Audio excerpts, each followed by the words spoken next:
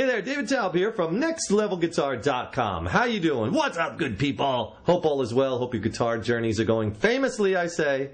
Today we're going to talk a little bit about the differences between tube amplifiers and solid-state amplifiers. And I'm not going to say one is better or worse than another because it really comes down to, what sounds best to your ears, You have to kind of listen with your ears and not with your eyes, when choosing an amplifier and find what sounds best to you. So I can't necessarily say one is better than the other because it's such a personal preference, but I can tell you the advantages and disadvantages of each, and maybe that will steer you toward or help you make a well-informed decision. Tube amps have tubes in them, vacuum tubes or valves as they're called in some places, and these are actually tubes, glass tubes that they used to use in like they used to put them in like a generation ago, television sets and hi-fis, stereos, radios, even phonographs. Now, this is an output tube, and here you have a preamp tube. Preamp tubes are generally a little bit smaller and shorter than the bigger output tubes. And you have these glass tubes in the amp, whereas a solid-state amp uses mostly electronics, transistors. You might have heard them also referred to as transistor amps. And they each have pros and cons. Personally, I'm a big tube amp fan. My live rigs, I always have some type of tube amplifiers because personally, I just think they sound better to my ears. That's the thing about tube amps, and that's what most people say. You get a warmth from them, a richness, a thickness, fatness, that a lot of ness words here, a lot of adjectives describing the sounds that you get from these tube amps that you're not getting from many from solid-state amps, and that is one of the main positive things about the tube amps is that the sound is only totally created by a tube amp, and it's just that warmth and fatness, and you can actually cause the tubes to break up or distort by cranking the volume up, and the tubes start to, you might have heard that breaking up, and that's where you get this natural tube distortion from, and it's very desirable, and it's very hard to recreate in a transistor amp, or sometimes transistor amps use software, and modeling now. And the transistor amps have come a long way, solid state, and some of them sound really good. And but I still don't think they can cop the tube sound. So the main difference is, in my opinion, is tone. Also with tube amps, you might also get a little bit of compression too through the transformer, rounding off some of those peaks, again adding to that fullness. But there are some disadvantages to the tube amp, and the first one is they're expensive. Solid state amps, one of the biggest pros is that they're cheaper. They're a lot cheaper. So your tube amps are more expensive. The tube amp is also a lot heavier because of all the components and the heavy transformers and whatnot. So they're really, in many instances, very heavy to carry around. If you have a bad back, tube amp might not be the thing for you. I always, the other thing about tube amps too is, with the glass tubes, they're fragile, and you have to be careful. You can't just throw them in the back of your pickup truck and let them bounce around, because obviously those glass tubes can break, so you have to be a little bit more gentle with them. I always recommend with your tube amps, get a road case or a good high quality flight case, and with wheels on it, so it makes it much easier wheeling them in and out of rehearsals and gigs and jams. Another thing about tube amps that is a lot of people feel is a disadvantage is they require regular maintenance. You have to replace the tubes every so often. Some people say 6 to 8 months, a year, depending on how much you use the amp, how hard you drive it. So the tube amps do require maintenance, and there's a cost involved with that, replacing the tubes. And in many tube amps also you have to have them what's called biased when you're replacing the tubes. It kind of sets the idle speed of the amp, kind of like a car idle. You don't want it idling too fast or too slow. It will either not perform well or waste gas or whatnot. Same thing with the tube amp.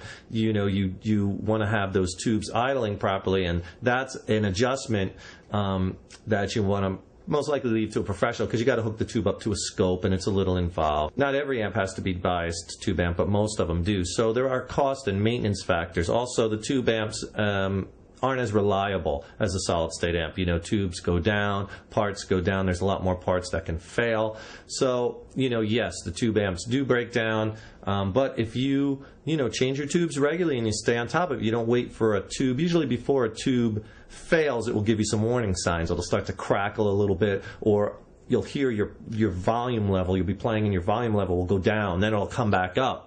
And then it'll be level for a while, then it'll go down, and you'll hear this change, and that's usually a good warning sign. But a lot of times they make noises, a lot of crackling or hissing, and it's a good opportunity to take take the amp into a qualified technician, have them check all the tubes, make sure they're not leaking or gassing, and you can kind of replace the tubes before they fail. You don't want to wait for tube amps for the tubes to fail, because once a tube fails, it could damage something else, some of the diodes or something else in the amplifier.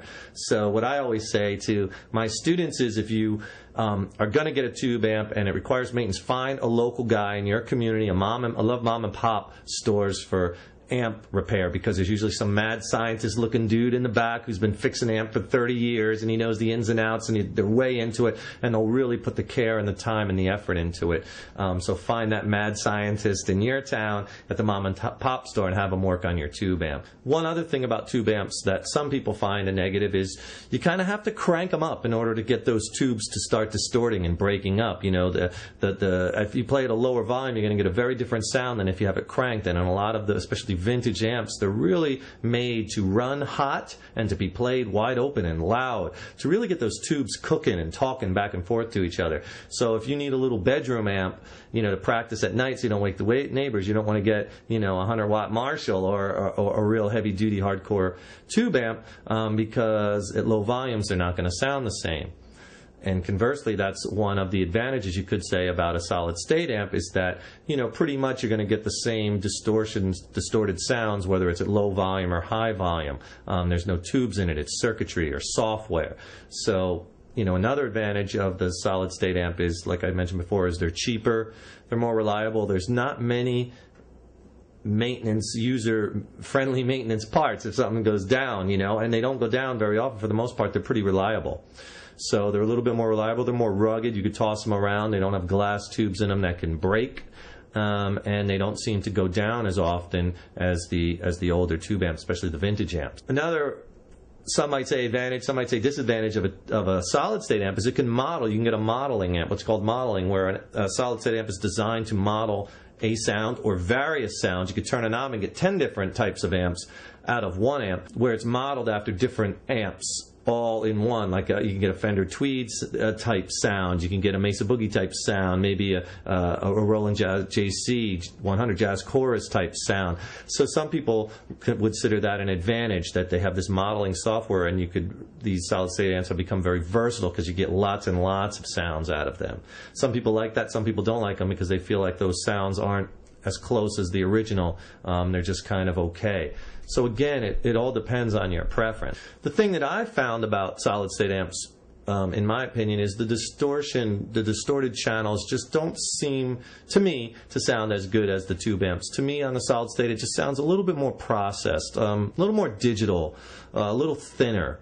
It's not that fat, warm kind of tube sound, although they are getting better and better in the manufacturing and the software of solid state amps all the time. But I think the big difference in the end comes down to tone. Like I said before, I don't want to say one is necessarily better than the other. I think they have their advantages and disadvantages. Again, these are only my opinions and my thoughts, and lots of people have many other passionate thoughts about tube versus solid state. My advice is to listen with your ears, to take your guitar to a big guitar store or a mom and pop store, but take your guitar and play through a variety of amps and find the amp that sounds best to your ears, whether it be tube or solid state, and go through all the amps and make sure they have the features you want. If you want channel switching, you want multiple channels, you want built-in reverb, maybe you want some built-in effects, or maybe you don't want anything. You don't like amps with rows and rows of knobs on them, and you just want something simple, right? But go play them all. Why not, right? And listen with your ears at different volume levels, and